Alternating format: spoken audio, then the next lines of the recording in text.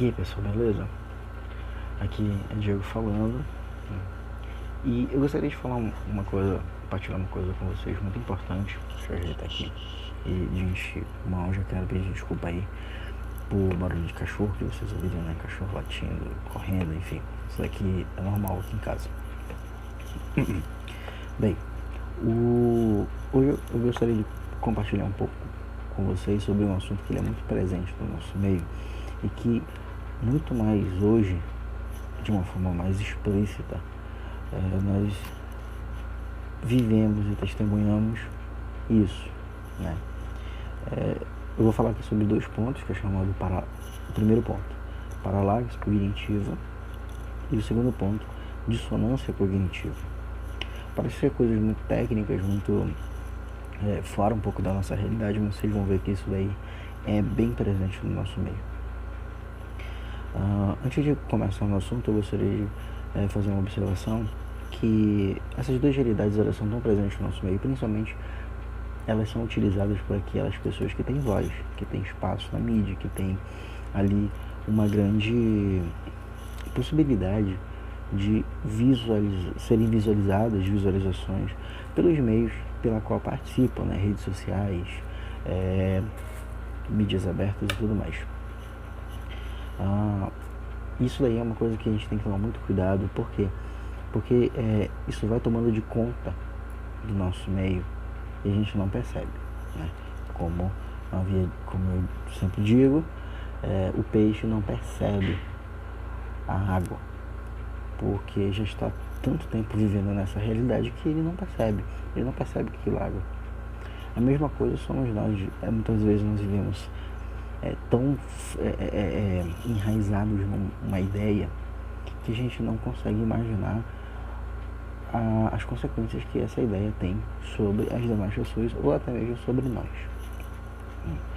A paralaxe cognitiva, ela é o conceito, ela é o entendimento daquele tipo de conceituação que ele se contesta pela sua própria aplicabilidade. Vou repetir. A paralaxe cognitiva é aquela realidade que, no âmbito do conceito, ela é, trocando em menos a fórmula da Coca-Cola, né, a solução de todos os problemas. Mas que quando você pega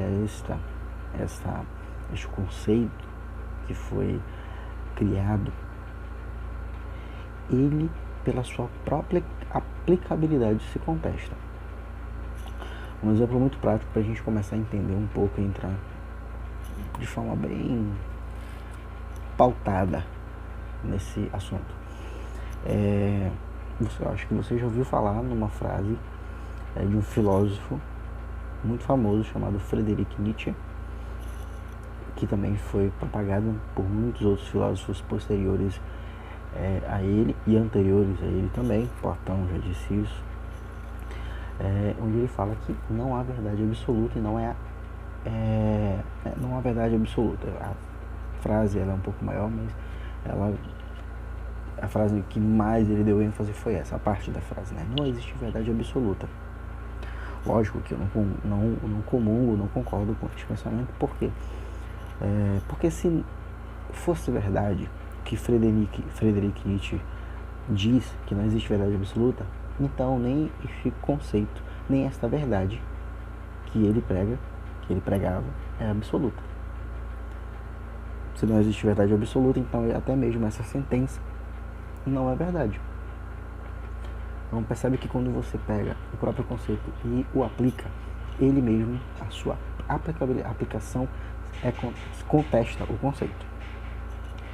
Um segundo exemplo, isso daí ele é muito social, é um exemplo muito presente em mesas de barzinho, em discussões de intelectuais, né, e tudo mais. O latido do cachorro aí.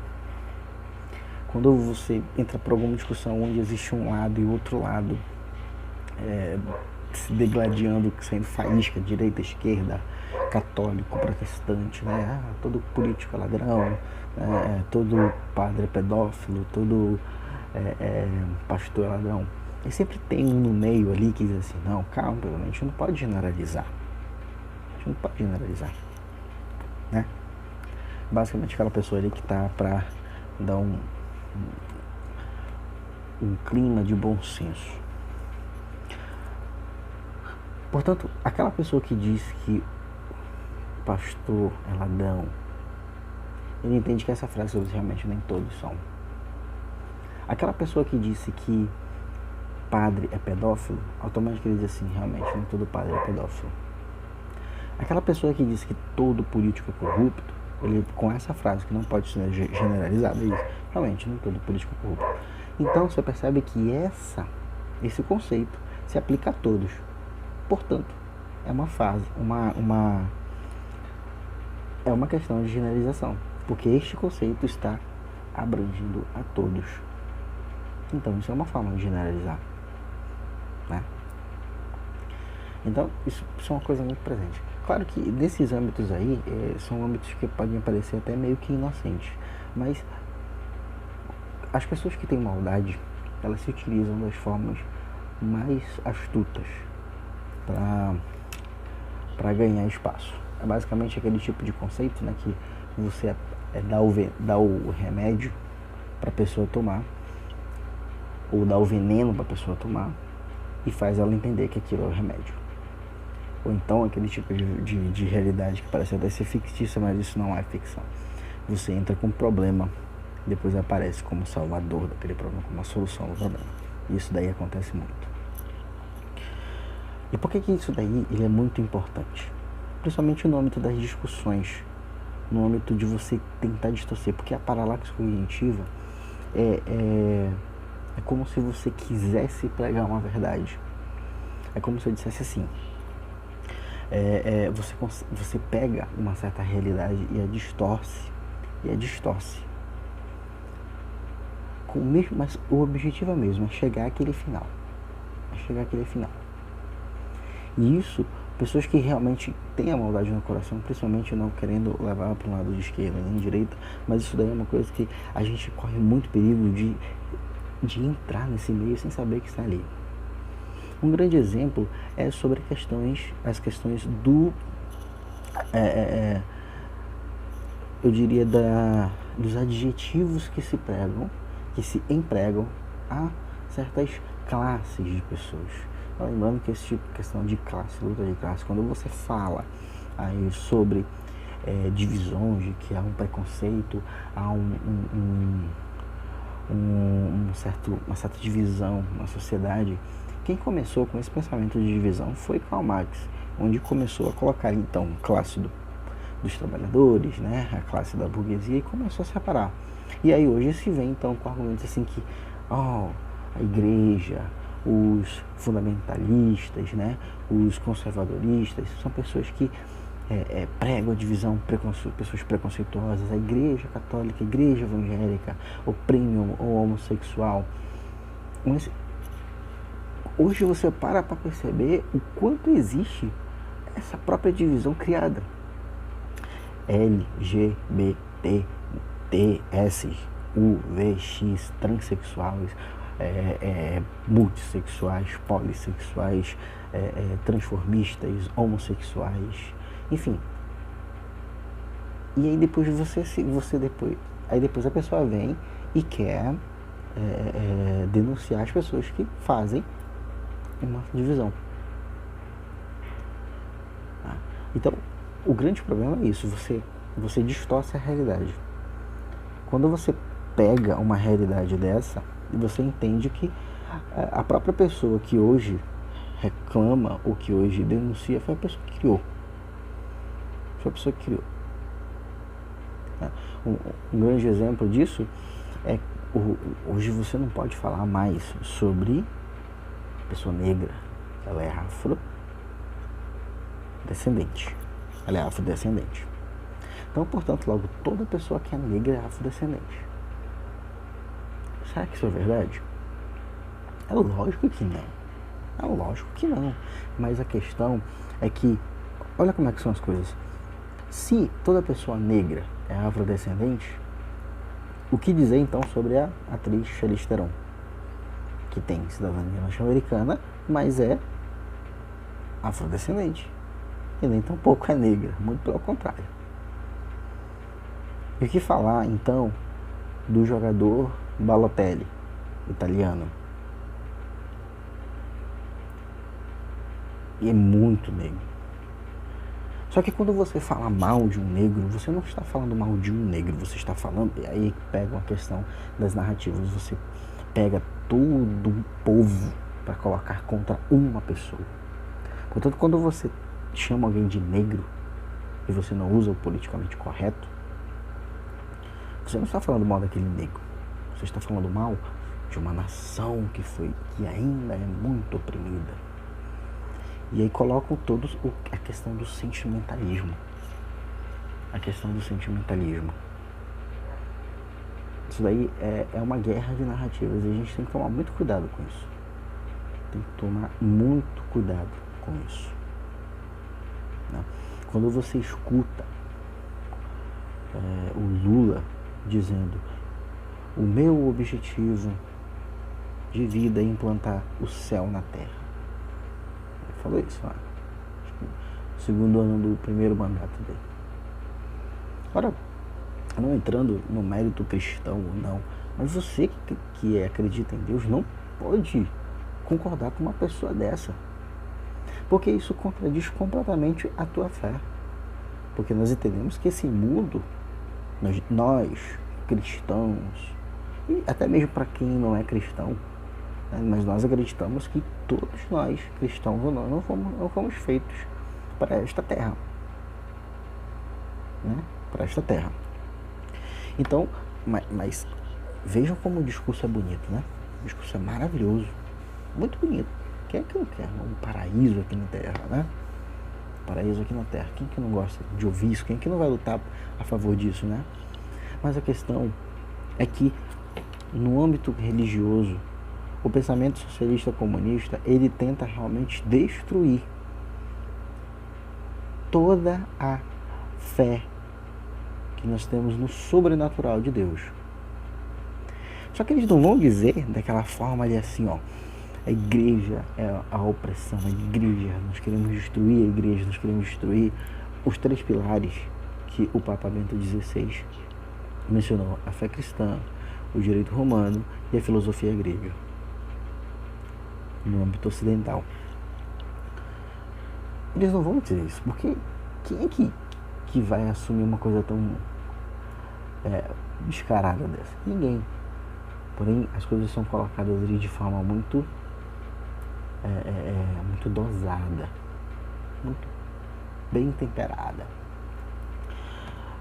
Mas o entendimento do socialismo, do comunismo, da teologia da libertação e de muitas outras realidades que comungam dessa filosofia, dessa ideologia, né? Filosofia e essa ideologia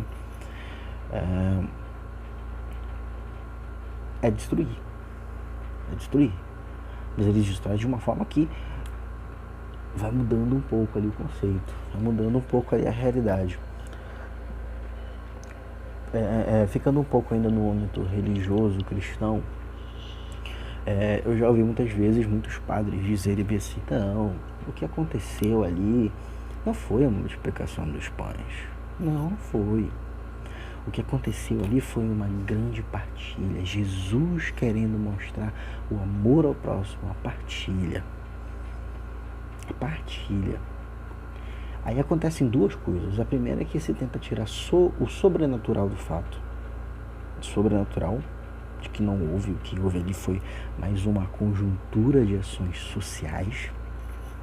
E depois automaticamente vem com esse emprego: você que tem muito, dê a quem não tem. Dê a quem não tem. Porque olha, veja o que Jesus fez. Jesus não houve milagre, que houve uma grande partilha, cada um deu um pouco do seu. Jesus fez isso, você tem que fazer. Só que é aquele caboclo, desculpa dizer dessa forma, que não estudou, que não tem porcaria nenhuma de esforço, de vida, quer que você, que trabalhou bastante, que estudou, que trabalhou, que deu duro, você que aí fez extra no trabalho, que fez plantão dobrado em hospital, tire um pouco do seu para dar para aquele que não, e dê para aquele que não tem nada, aquele que não quis ter esforço nenhum e quer ter a garantia de você. Entende? Essa questão aí sobre o pensamento comunista socialista ali, sobre o direito à igualdade, é um tema que talvez futuramente eu possa abordar, mas vamos manter um pouco aí na questão da paralaxe cognitiva. Portanto, você não consegue, sabe? E aí você não consegue absorver uma coisa dessas no momento que você a pratica. Disso de uma tal forma, é tão realidade que você acaba pregando tantos conceitos como verdade, né? Que você acaba se convencendo, mesmo que alguém prove, jogue na sua cara que você está errado. Por isso que, desculpa dizer, você como cristão, ou não, mas uma pessoa, até mesmo uma pessoa com bom senso, não tem cabimento você aceitar uma defesa que venha da boca de Lula, de Dilma, de Maria do Rosário, de Érica Cocai, de Jean Willis, de... como é que é aquela senadora negra lá? Benedita. Não tem como. Mauliase, Frei Beto, cara, são várias as pessoas aí que você sabe, por quê? Porque nenhuma delas se submeteu ao seu próprio conceito, à sua própria contestação. Nenhuma delas se submeteram àquilo que pregavam, ou seja, vendiam um produto que não compravam.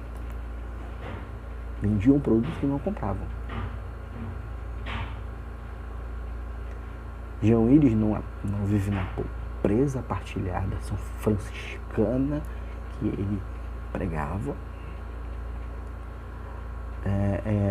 Érica Cocai, sabe, vive mudando de opiniões, mas aquilo que se adequa para ela. Entenda uma coisa que eu já falei no vídeo anterior: para o comunismo, para o socialismo, não existe verdade.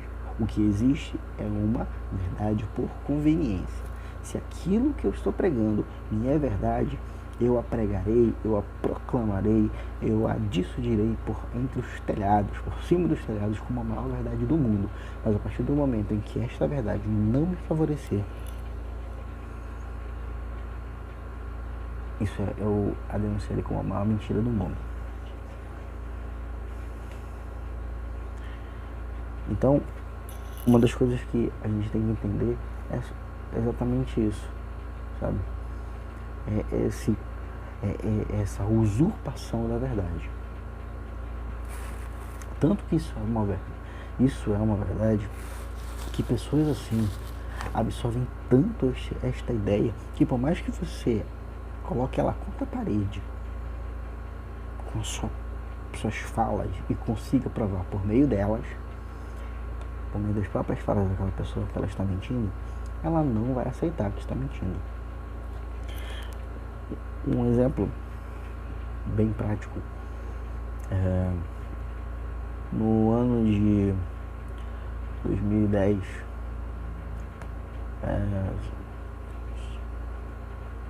se conheceu uma seita, não lembro muito o nome, que foi a seita que propagou o entendimento ali do fim do mundo em 2012. Logo, essa seita era lá para meio da floresta e tudo mais, e se escondeu. E ali ficou fazendo as suas orações, né, se preparando para o 2012, o ano que o mundo iria acabar. Veio 2012 e o mundo não acabou. Em vez dessas pessoas admitirem que tinham errado no seu conceito, elas disseram assim: não, nós não erramos, foram as nossas orações que evitaram o fim do mundo. A pessoa não aceita. E, portanto, quando você vai falar de uma pessoa dessa, sabe assim, Eu disse, não, na verdade, nós não somos ruins, nós não somos, só queremos a igualdade, nós só queremos a comunhão das pessoas, a igualdade de gênero. Tá? Então, você percebe que contra uma pessoa dessa, você não a escuta. Porque isso é o que é chamado agora, então, de dissonância cognitiva. É quando você tem essa caneta aqui e todos nós sabemos que ela está de pé. A partir do momento as realidades vão girando, vão invertendo, e esta caneta agora está de cabeça abaixo. Porém, pessoas com essa questão de dissonância cognitiva, elas não acreditam que esta caneta está de cabeça para baixo. Um exemplo disso, um exemplo bem prático. Como é que você pode falar mal de negros? Como é que você pode falar mal de homossexuais? Como é que você diz que o homossexual ele está condenado ao inferno? Você não serve a Deus? Você não serve a Jesus? Jesus não amava a todos? Como é que você está dizendo essas coisas dos homossexuais? Você não serve a esse Jesus. E essa pessoa nunca pisou na igreja. Pisou na igreja. Então, só que essa pessoa, ela pega a verdade por conveniência. Quando é pra falar mal da igreja, quando é pra falar mal de alguém, principalmente por que eu estou enfatizando aqui da igreja? Porque realmente é uma das coisas que mais impede. Karl Marx, na sua luta de classe, depois ele fortalecido por Gramsci, vai classificar a igreja, o cristianismo, como o ópio do povo. O ópio. Ou seja, aquilo que impede o sucesso. Portanto, seja você cristão ou não, não tem cabimento.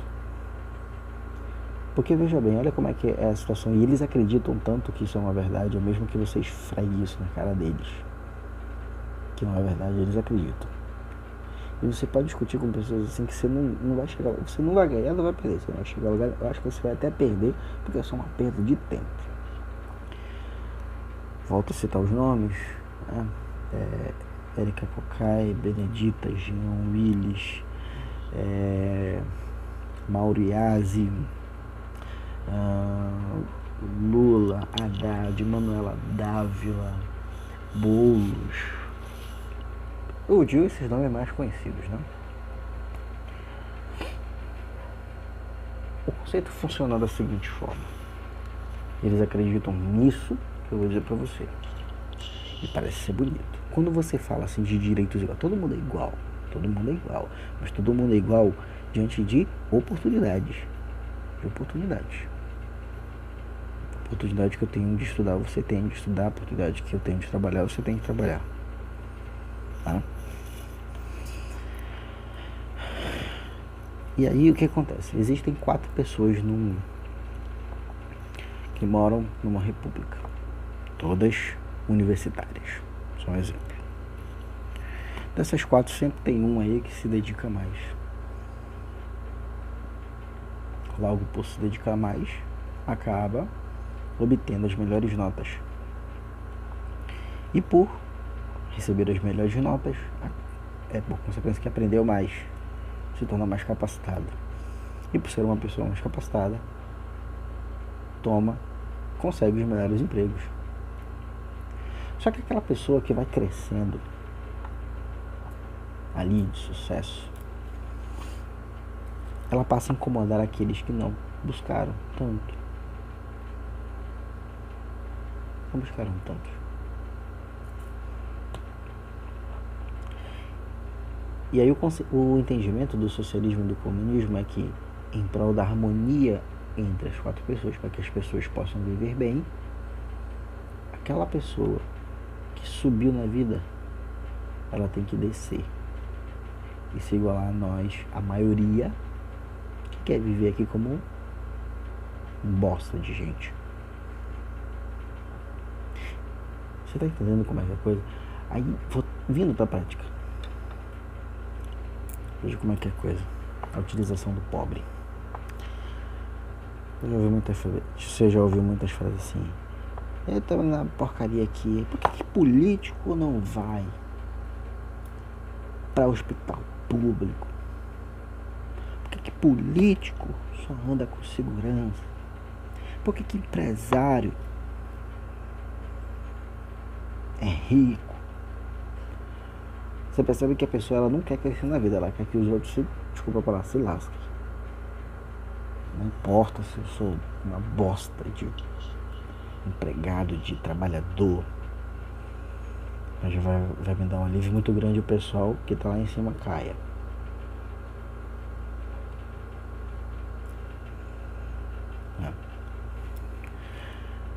E isso é muito comum no nosso meio. Isso é muito comum. Estou abordando aqui, você vê como dois assuntos eles são muito presentes no nosso meio e a gente não percebe isso. Portanto, é muito importante que nós fiquemos atentos a isso, fiquemos atentos à nossa fala, tá? E eu entro aí no meio cristão. Você, o cristão, ele é pacífico, ele não é pacifista. O pacífico procura a paz, busca a paz. O pacifista, ele cria a paz diante de qualquer coisa.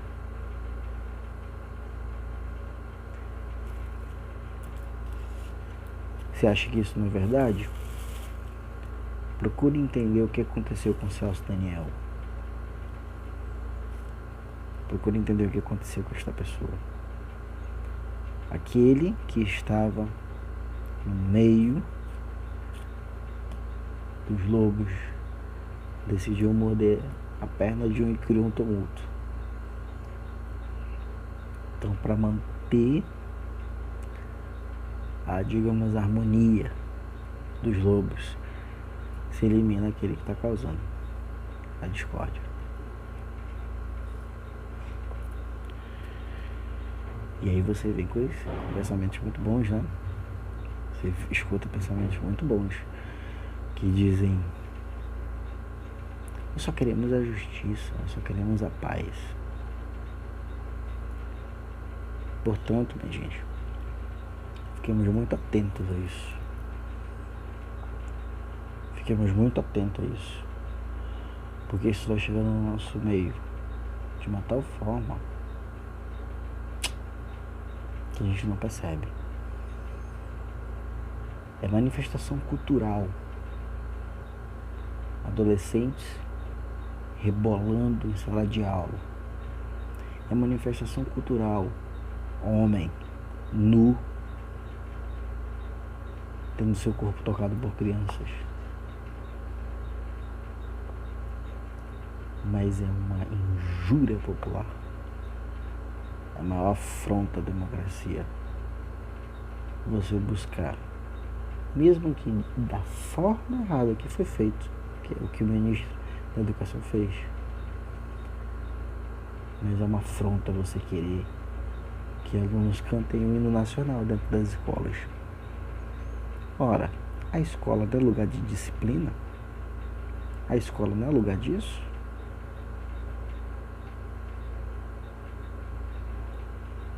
Se inverte os lugares. Então, desejo aí a todos muitas felicidades. Obrigado pela atenção. E talvez aí até a próxima. Tchau.